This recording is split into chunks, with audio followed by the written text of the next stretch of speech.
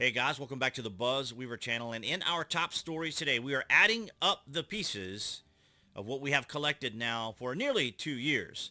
DOJ admits it did seize documents that could be protected by attorney-client privilege during Mar-a-Lago raid, backing up Trump's claim that FBI agents had no right to take them. So as we have said, they were 91 days out from a midterm. They needed some way to put a cloud over President Trump or even the Republicans to bring into question yet again the many lawsuits, hearings, and so forth that he has gone through.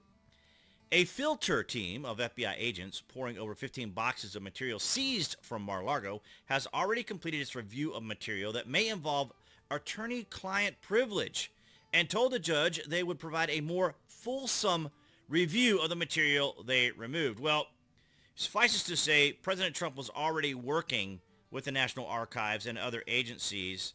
So this was just kind of just a move by them, a production to bring something up, to paint a dark cloud over President Trump. That material, however, will remain under seal following a federal district judge's preliminary intent to grant former President Donald Trump's request for a special master to go through the documents. So, as we talked about, they were classified documents that can't be revealed because they're classified. But as we talked about earlier when this first came out, when it came to the sealed warrant, remember? The left was playing off the fact that it was a sealed warrant, so people didn't know exactly what it all entailed, so they were able to just exaggerate and sensationalize, and that's when they came out and said, if President Trump is innocent, he'll reveal the warrant, thinking that he couldn't do it. And then he did it, and then they were stumped. They didn't know what to say from that point. And that's the game. That's the play. That is to put Donald Trump in a particular position that they think will allow them to exaggerate and sensationalize, and then when the truth comes out, it's already too late and unnecessary because the knee-jerk reaction has already happened. Their momentary thrill has already happened. And then we're learning more, of course. Kevin McCarthy leads GOP fury at Mark Zuckerberg and demands he testify before Congress following his admission Facebook censored Hunter Biden's laptop stories for 10 days in run-up to election after FBI Russian disinformation warning. It's interesting how there's a culmination of four different things happening here. One, you might remember we couldn't even talk about the pandemic and the C virus. Remember, we had to say C virus and pandemic. Then we talked about how Russian interference was extraordinarily limited, if any, with a few ads maybe on Facebook, which was ridiculous. Then, of course, the whole entire fictitious, fabricated Russian collusion story. And then you have an intentional suppression of Hunter Biden's information. We couldn't talk about that either. I mean, it was even more censored than even talking about the pandemic, the Hunter Biden laptop, which is absolutely ridiculous. And you see here from Kevin McCarthy, the FBI colluded with big tech to silence news stories weeks before the 2020 election in an attempt to control your access to information. That's the play, is to control information. Just like we've said, the left has hijacked our culture, hijacked our language, hijacked definitions, hijacked meanings so that they can direct the narrative, so they can tell you what to think, what opinions to have, how to vote, and how to conduct your life under their supremacy. And look at this direct title from the National Review. FBI officials told agents not to investigate Hunter Biden laptop ahead of 2020 election, whistleblower says.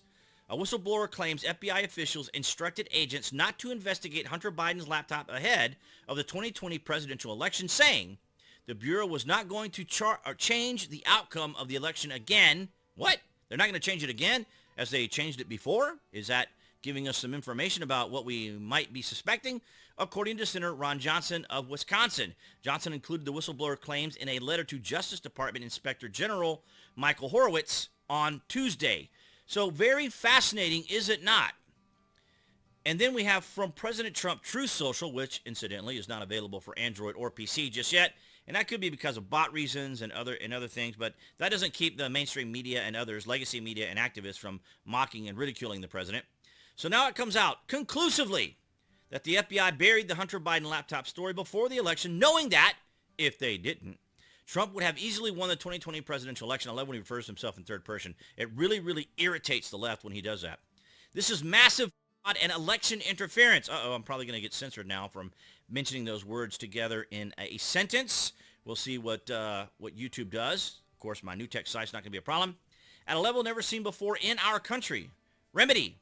Declare the rightful winner, or, as this would be the minimal solution, declare the 2020 election. Yeah, well, I don't want to mention anymore because I probably already have caused myself the video to get demonetized already, because they don't allow us to mention this word here and this word here in combination with each other. So I just thought it was funny. This is really just kind of a tear by President Trump towards his detractors to kind of irritate and annoy them. As a matter of fact, I think there was an article from the Daily Beast saying something very similar to this, that he should be reinstated immediately, something to that effect. It's really just to irritate the left and annoy them. But we bring it all back. When we add all this up, guys, we're going all the way back to the original story from February, where the snarky, cynical, sarcastic, haughty, annoying, and just evil people mentioned in this 8,000 plus worded story that we talk about often from Molly Ball and in Time magazine, how a cabal of people work together to fortify an election for a desired outcome. You do not have to be a psychologist,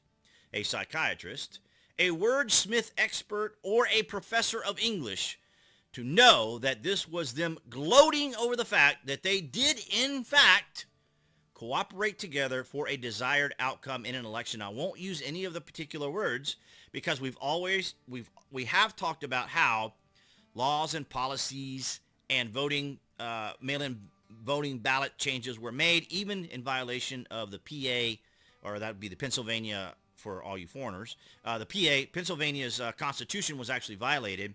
And from what I understand, the judges and so forth there are going to actually allow that to continue to stand. So that's very interesting. But nonetheless, guys, of course, it all comes back to the fact that there was a cabal, as Molly Ball says, a cabal of people working together. This is not a mystery, and we're seeing it even maybe to perhaps to the level of the FBI. So when I say the establishment, of course, I mean a series of different groups of people, whether it is our authorities within government and individuals within government, whether it's Hollywood, whether it's tech giants, whether it's activism, whether it's individuals in the know, the movers and the shakers, corporatists, all these sorts of individuals, oligarchs. They were all in it, apparently, even all the way up to our authorities, our leading authorities in our country. So absolutely phenomenal, is it not, how we have covered this here on the channel? And it's going to be very interesting to see if the channel, or if the video here is going to be demonetized because, or deranked and so forth, just like my Joe Rogan, or just like the one I did on Friday. If you guys watched the Friday vlog, talked about the events that happened here in Atlanta, that will not be monetized, period. So your guys' support is always appreciated. The likes, the shares, and the comments. And of course, as I've mentioned before, below each of the videos, you can see the super thanks there, should you feel generous enough to contribute. And of course, you can also, if you're an Amazon user, Amazon Prime, use the link there to help support the channel. And that's what I have for you guys today, and appearing there on the screen, that would be the channel icon. You guys can click on to subscribe, as well as to know, or notifications, so you know when there's content here on the channel. And I'll see you guys in the next video.